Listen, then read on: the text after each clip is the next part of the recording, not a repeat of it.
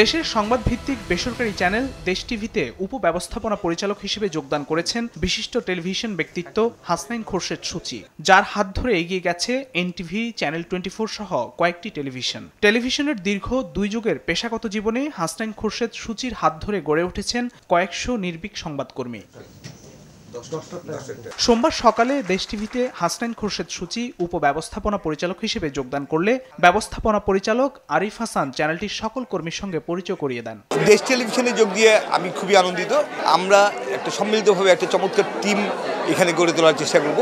এই টিম নিয়ে আমরা বাংলাদেশের টেলিভিশন জগতে দেশ টেলিভিশনকে নতুনভাবে প্রতিষ্ঠা করার জন্য আমরা আপ্রাণ চেষ্টা করব। দেশ টেলিভিশনকে একটি শক্তিশালী মাল্টিমিডিয়া প্ল্যাটফর্ম হিসেবে গড়ে তোলার জন্য যা কিছু করা দরকার আমরা সেটা করার চেষ্টা করব। শেষ পর্যন্ত আমাদের সব দায়বদ্ধতা, সব জবাবদিহিতা আমাদের দর্শকের কাছে। দেশ টেলিভিশনে চোখ রাখুন, নিঃসন্দেহে আমরা আপনাদের প্রত্যাশা পূরণ করার চেষ্টা করব। দেশ টিভি বস্তুনিষ্ঠ সংবাদ পরিবেশনের মধ্য দিয়ে আগামীতে আরও এগিয়ে যাবে বলে জানান তিনি। দেশ টিভিকে আরও এগিয়ে নিতে সবার সহযোগিতা কামনা করেন চ্যানেলটির ব্যবস্থাপনা পরিচালক আরিফ হাসান।